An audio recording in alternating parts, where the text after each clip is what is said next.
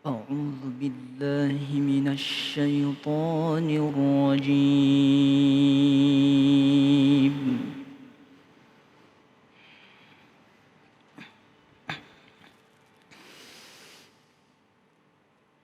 بسم الله الرحمن الرحيم.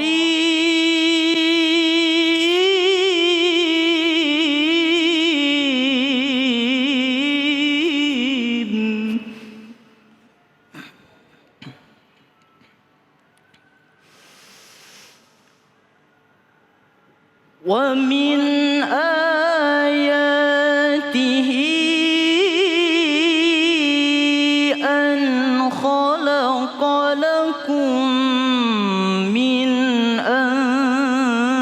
أنفسكم أزواجا لتسكنوا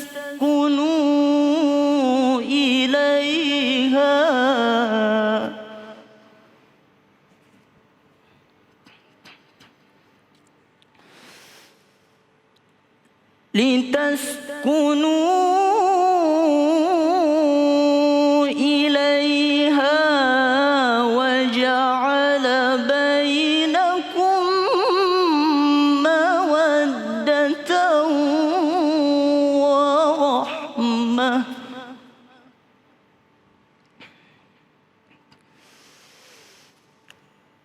إن في ذلك لآيات لقوم يتفكرون.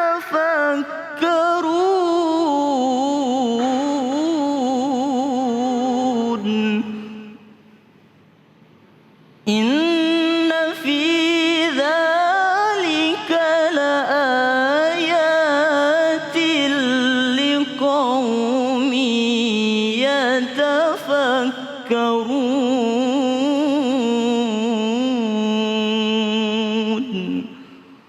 صدق الله العظيم.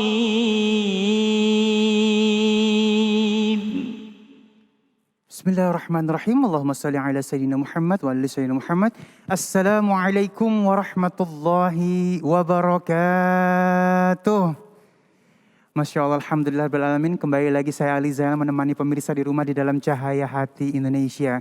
Inna lillah wa inna ilaihi raji'un. Masya Allah, di hari ini seluruh kru dan kerabat kerja Cahaya Hati Indonesia baru saja ditinggalkan oleh Kang Mije. Beliau ini adalah merupakan eksekutif produser Cahaya Hati. Ayahanda kita Budi Rianto jam 6 pagi tadi. Dan untuk itu kita doakan beliau semoga seluruh amal ibadahnya diterima di sisi Allah Subhanahu wa taala dan Allah menempatkan beliau di tempat yang terbaik. Al-Fatihah. A'udzubillahi minasyaitonir rajim. Bismillahirrahmanirrahim. Alhamdulillahirabbil alamin arrahmanir rahim maliki yaumiddin. Iyyaka na'budu wa iyyaka nasta'in ihdinas siratal mustaqim siratal ladzina an'amta 'alaihim ghairil maghdubi 'alaihim waladdallin. Amin. Masyaallah. Selamat jalan Kang Wijay, ayahanda kita eksekutif produser Cahaya Hati Budi Rianto. Dan baik, sahabatku yang dimuliakan Allah Subhanahu wa taala, Masya Allah, hari ini kita punya 3 tema yang sangat luar biasa. Jadi harus diikuti dari awal sampai akhir ya. Yang pertama, rumah tangga tekor karena pelakor, ya Allah. Ini sebenarnya salah pelakornya atau emang salah laki? Wallahu a'lam bishawab ya. Yang kedua, kebiasaanmu jadi penentu akhir hidupmu. Semoga kita berakhir dalam keadaan baik ya. Dan yang ketiga, jika ibadah beda tujuan. Dan insya Allah nanti kita akan bertemu dengan guru-guru kita yang dimuliakan Allah Subhanahu wa taala. Kiai Haji Fikri Haikal MZ, Al-Habib Muhammad Syahab, Kiai Haji Zamroni Anas. Dan nanti kita akan ngaji yuk bersama Ustadz Syam. Dan seperti biasa ya, Ali ingin memberitakan bahwa kita tetap menjaga 5M Jangan kasih kendor 5M-nya ya. Seperti yang sekarang ini di studio kita benar-benar menjaga 5M. Yang pertama mencuci tangan menggunakan masker, menjaga jarak, menghindari kerumunan, dan membatasi diri untuk bepergian. Kalau nggak penting-penting amat, di rumah aja. Dan semoga sama-sama kita berdoa corona ini cepat berlalu. Amin ya rabbal alamin.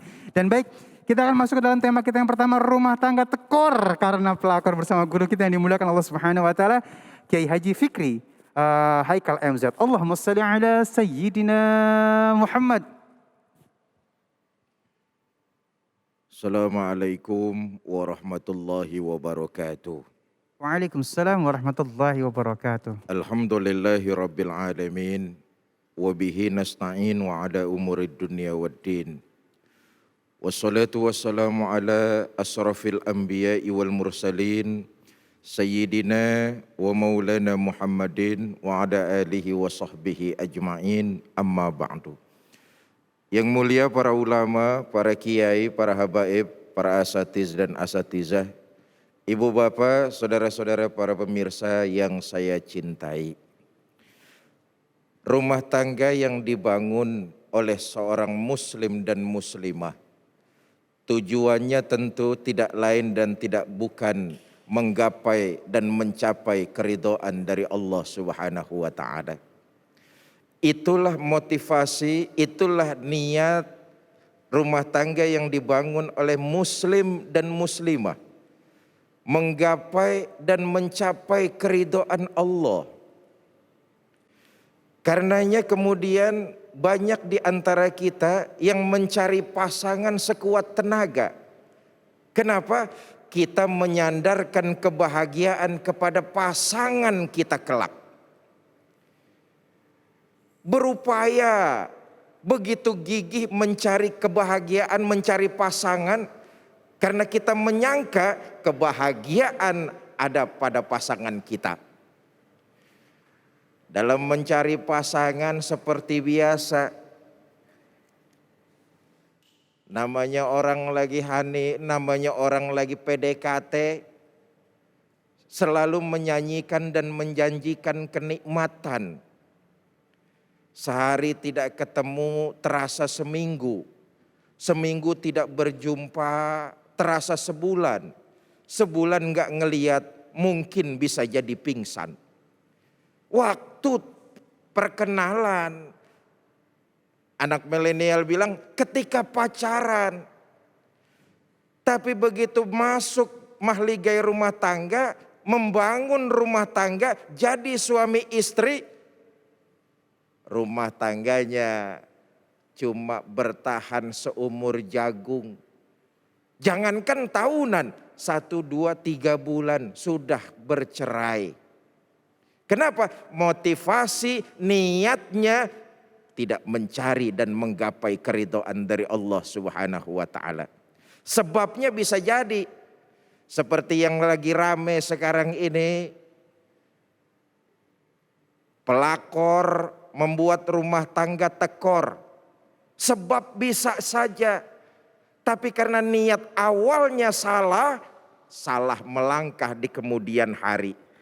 Karena itu saya tekankan sekali lagi, rumah tangga yang dibangun oleh seorang muslim dan muslimah tidak lain dan tidak bukan menggapai dan mencapai keridhaan Allah Subhanahu wa taala. Memang rumah tangga itu laksana berlayar di tengah lautan. Kalau berlayar di lautan yang tenang enak. Tapi yang namanya lautan, kadang badai, kadang hujan lebat, kadang petir, kadang ombak yang menggulung. Itu yang bikin kapal oleng. Kalau nahkodanya masing-masing antara suami dan istri mau jadi nahkoda masing-masing, kapal tidak akan bisa berlayar di pantai kebahagiaan. Kalau suami dan istri saling besar egonya, kapal akan pecah di tengah samudra tanpa bisa menepi di pantai kebahagiaan. Karena itu tentu semua orang yang berumah tangga ingin mendapat pasangan yang soleh dan soleha. Seorang perempuan ingin mendapat suami yang soleh. Seorang laki-laki ingin mendapat pendamping yang soleha. Nah, Islam memberikan tuntunan. Baginda kita Nabi besar Muhammad Sallallahu Alaihi Wasallam memberikan kriteria. Apa kriterianya? Kata Nabi, sebaik-baik istri yang soleha diantaranya 3 cirinya. Istri yang soleha itu 3 cirinya. Sebab mohon maaf yang tadi saya katakan, masalah dalam rumah tangga pasti terjadi. Yang sekarang lagi ngetren ini kan katanya pelakor. Sebaiknya masing-masing antara suami dengan istri introspeksi. Jangan saling menyalahkan. Gunakan tuntunan agama. Insya Allah pintu itu akan tertutup. Misalnya sang istri juga introspeksi. Suami juga introspeksi. Bercermin mengambil apa yang sudah diajarkan oleh baginda Nabi. 3 diantaranya ciri istri yang soleha. Ini yang bisa mendatangkan ketenangan dan kenyamanan kepada suami. Pertama, tasurruhu iza nazara. Kalau dilihat suami, istri menyenangkan. Artinya kalau suami melihat si istri, menyenangkan hati suaminya. Bapak, Ibu, saudara-saudara, mohon maaf, banyak hal-hal yang dijadikan pembenaran di luar rumah tangga. Ketika di luar rumah, mungkin saja seorang suami mengatakan bahwa dia di rumahnya tidak lagi mendapat ketenangan, kenyamanan. Itu tidak didapatkan dari istrinya misalnya. Istrinya pun bisa jadi begitu juga di luar. Karena itu tuntunan agama yang diajarkan oleh baginda Nabi, seorang istri yang solehah apabila ia dipandang oleh suaminya, dia menyenangkan hati suaminya. Perlu saya garis bawahi, dipandang menyenangkan itu bukan berarti harus bentuk fisik. Dipandang yang menyenangkan itu dalam Islam bukan bentuk fisik yang kebanyakan orang menyangka. Kalau dilihat menyenangkan itu punya istri yang kulitnya putih, kuning langsat, hidungnya mancung, badannya berisi. Itu fisik. Yang dimaksud oleh agama Islam adalah apabila dipandang oleh suami, dia menyenangkan suaminya. Perilakunya yang sopan, menebar senyum kepada suami. Sebab mohon maaf, suami itu siapapun orangnya, kalau di luar rumah dia adalah pekerja. Tugas utamanya adalah mencari nafkah. Dari pagi sampai sore dia di luar rumah mencari nafkah. Buat siapa? Buat keluarga, anak dan istrinya. Sudah lelah, sudah capek di luar rumah mencari rejeki yang halal. Lalu pulang ke rumah mendapat pemandangan yang tidak enak dari istrinya. Suami capek pulang dari mana-mana.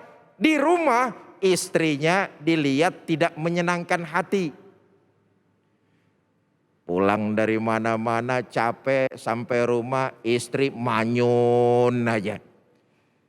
Walaupun pakai bedak serba mahal, walaupun pakai make up serba trendy, tapi kalau selalu cemberut, marah-marah, ngedumel, ya suami lama-lama bisa jadi nggak betah.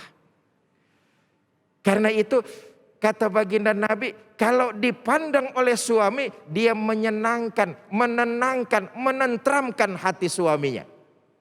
Satu contoh misalnya, suami pulang kerja, cium tangannya, tanya sudah makan atau belum. Dengan ekspresi wajah yang enak. dengan ekspresi wajah yang lembut. Saudara, ini sangat berpengaruh. Dalam kehidupan berumah tangga, masing-masing pasangan harus introspeksi.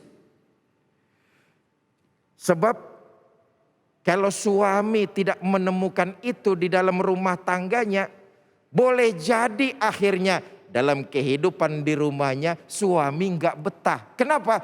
Istri kalau dipandang tidak menyenangkan suami. Nah, sebaliknya perlu diingat, ini untuk menutup pintu-pintu pelakor yang masuk ke dalam rumah tangga kita. Perlu diingat, Islam lebih utama mengajarkan kepada para suami. Dalam Quran dijelaskan, wa'asiruhunna bil ma'ruf. Kalau tadi tuntunan buat istri yang soleha, sekarang tuntunan buat para suami yang soleh. Wa'asiruhunna bil ma'ruf. Pergauli istrimu dengan baik. Baik ucapan dan perbuatan. Sebab perlu diingat para suami, istri kita di rumah itu bukan barang yang kita taruh begitu saja. Istri kita itu di rumah punya akal dan perasaan, punya pikiran dan perasaan. Sebab itu para suami hendaknya memberikan perhatian. Cara menggauli istri adalah dengan baik adalah salah satunya memberikan perhatian yang cukup kepada istri. Bapak Ibu, saudara-saudara, yang kedua, ciri istri yang soleha, tuti'uhu iza amara. Kalau diperintah sama suami, dia menaati perintah tersebut. Dia kerjakan perintah suaminya. Selama perintah suami tidak melanggar Allah Subhanahu wa ta'ala. Misalnya, suaminya ngomong, Bu, sebaiknya ibu jangan bergaul sama fulanah. Fulanah itu perempuan. Istri yang taat, dia akan mematuhi perintah suaminya. Dia tidak bergaul dengan fulanah. Itu sama-sama perempuan. Mungkin sang suami lebih tahu sifat fulanah di luar. Anak sekarang bilangnya bigos. Jangan sampai istrinya tertular penyakit biang gosip. Bu, ibu jangan terlalu akrab dengan fulanah. Istri yang soleha menuruti perintah suami. Tuti'uhu iza amara. Kalau diperintah suami, menaatinya selama perintah suami tidak melanggar Allah Subhanahu wa ta'ala. Contoh lain nih. Bu, tolong ambilkan di dompet uang 20.000. Kalau istrinya istri yang taat, dia ambilin duit 20.000 dari dalam dompetnya. Kenapa? Sudah dapat izin dari suaminya. Tapi istri yang solehah, dia nggak ngambilin uangnya, dompet-dompetnya yang dibawain.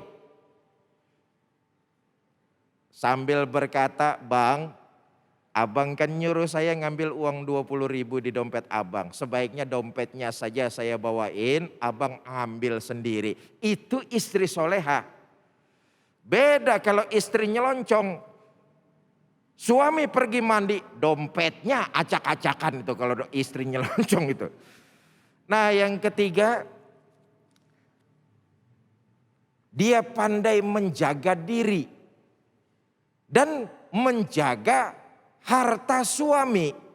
Pandai menjaga diri dan pandai juga menjaga martabat suami. Karena begini, suami istri itu kan ibaratnya pakaian. Suami pakaian istri, istri pakaian suami. Menutup pintu-pintu pelakor. Kalau ada masalah sebaiknya dimusyawarahkan antara suami dan istri.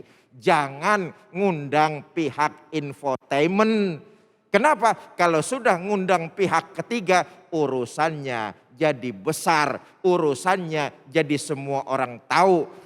Introspeksi, musyawarah suami istri, lalu introspeksi, berkaca dan lebih mendekatkan diri kepada Allah Subhanahu wa taala. Wallahu a'lam bishawab. Masya Allah, terima kasih guru ilmunya. Aduh, ini kalau misalnya kita urut tiga-tiganya kita jaga di dalam rumah tangga, insya Allah keluarga kita akan sakinah, mawaddah, warahmah, Masya Allah ya. Dan baik, kita akan masuk ke dalam tema kita yang kedua, kebiasaanmu jadi penentu akhir hidupmu. Bersama guru kita yang dimuliakan Allah Subhanahu wa taala, Al-Habib Muhammad Syihab. Jangan kemana-mana, tetap bersama kami di Cahaya Hati Indonesia.